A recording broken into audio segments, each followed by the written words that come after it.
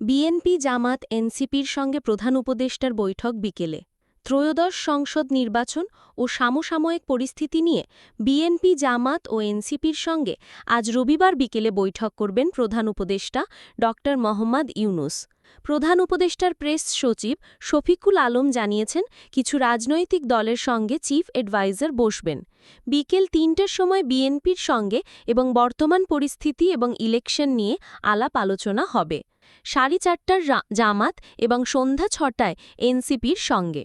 প্রধান উপদেষ্টা মোহাম্মদ ইউনূসের নেতৃত্বে শনিবার যমুনায় অনুষ্ঠিত সভায় এই সিদ্ধান্ত নেওয়া হয়েছে জানিয়ে শফিকুল আলম বলেন, বৈঠকে কয়েকজন উপদেষ্টার পাশাপাশি জাতীয় নিরাপত্তা উপদেষ্টা খলিলুর রহমান এবং প্রধান উপদেষ্টার স্বরাষ্ট্র বিষয়ক বিশেষ সহকারী খোদা বক্স চৌধুরী উপস্থিত ছিলেন।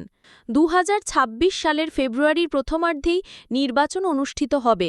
শনিবার ৩০ আগস্ট অন্তর্বর্তী সরকারের দেওয়া বিবৃতিতে উল্লেখ করা হয়, অন্তর্বর্তীকালীন সরকার দৃঢ়ভাবে নিশ্চিত করছে যে আগামী জাতীয় নির্বাচন যথাসময়ে ২০২৬ সালের ফেব্রুয়ারির প্রথমার্ধেই অনুষ্ঠিত হবে। বাংলাদেশের জনগণের প্রতি এটি অন্তর্বর্তীকালীন সরকারের একনিষ্ঠ অঙ্গীকার। নির্বাচন বিলম্বিত বা বানচাল করার সকল ষড়যন্ত্র, বাধা অথবা প্রচেষ্টা অন্তর্বর্তীকালীন সরকার এবং আমাদের গণতন্ত্রপ্রেমী দেশপ্রেমিক জনগণ দৃঢ়ভাবে প্রতিহত করবে। জনগণের ইচ্ছা জয়ী হবে। কোনো অশুভ শক্তিকে গণতন্ত্রের পথে আমাদের অগ্রযাত্রাকে বাধাগ্রস্ত করতে দেওয়া হবে না। বিবৃতিতে গণ অধিকার পরিষদের সভাপতি ও জুলাই গণ অভ্যুত্থানের অন্যতম নেতা নুরুল হক নূরের ওপর নৃশংস হামলার তীব্র নিন্দা জানিয়েছে সরকার। সরকার বলছে, কেবল নূরের ওপরই নয়, এই ধরনের সহিংসতা ন্যায় বিচার ও জবাবদিহিতা নিশ্চিতের ঐতিহাসিক সংগ্রামে জাতিকে একত্রিত করা গণতান্ত্রিক আন্দোলনের স্পিরিটের ওপরেও আঘাত বলে মনে করে অন্তর্বর্তী সরকার। এই নৃশংস ঘটনার একটি পূর্ণাঙ্গ ও নিরপেক্ষ তদন্ত সর্বোচ্চ গুরুত্ব সহকারে সম্পন্ন করা হবে বলে অন্তর্বর্তীকালীন সরকারের পক্ষ থেকে দেশের জনগণকে আশ্বস্ত করা হয়েছে।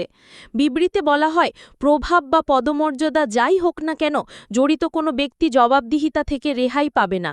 স্বচ্ছতা এবং দ্রুততার সাথে এর বিচার সম্পন্ন করা হবে।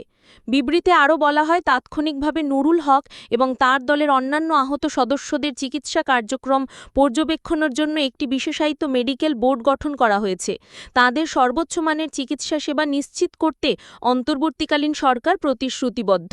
প্রয়োজনে তাদের উন্নত চিকিৎসার জন্য রাষ্ট্রীয় খরচে বিদেশে পাঠানো হবে। এই সংকটময় সময় নূর এবং তার দলের আহত সদস্য ও তার পরিবারের সঙ্গে পুরো জাতির প্রার্থনা ও সংহতি রয়েছে বলে বিবৃতিতে উল্লেখ করা হয়।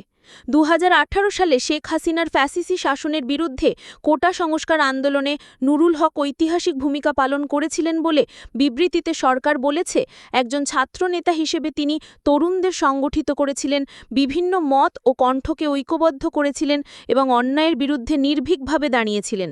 ২৪শে জুলাই গণ অভ্যুত্থান চলাকালীন তাকে গ্রেফতার করা হয়েছিল এবং হেফাজতে নিয়ে নির্মম নির্যাতন করা হয়েছিল। নূরের ভূমিকা একটি স্বাধীন, সুষ্ঠু এবং গণতান্ত্রিক বাংলাদেশের জন্য আমাদের জনগণের সম্মিলিত আকাঙ্ক্ষার প্রতীক। তার সাহস এবং আত্মত্যাগ চিরকাল আমাদের জাতির ইতিহাসের অংশ হয়ে থাকবে। জনবিরোধী সকল ষড়যন্ত্র প্রতিহত করতে জুলাই অভ্যুত্থানে অংশগ্রহণকারী সকল রাজনৈতিক ও সামাজিক শক্তিকে ঐক্যবদ্ধ হওয়ার আহ্বান জানিয়েছে সরকার। বিবৃতিতে বলা হয়, এই সংকটকালীন সময়ে অন্তর্বর্তী সরকার জুলাই অভ্যুত্থানে অংশগ্রহণকারী সকল রাজনৈতিক ও সামাজিক শক্তির প্রতি ঐক্যবদ্ধ হওয়ার আহ্বান জানায়। আমাদের সংগ্রামের অর্জন রক্ষা করতে, জনবিরোধী সকল ষড়যন্ত্র প্রতিহত করতে এবং গণতন্ত্রে আমাদের সফল উত্তরণ নিশ্চিত করতে সবার ঐক্যবদ্ধ হওয়া অপরিহার্য।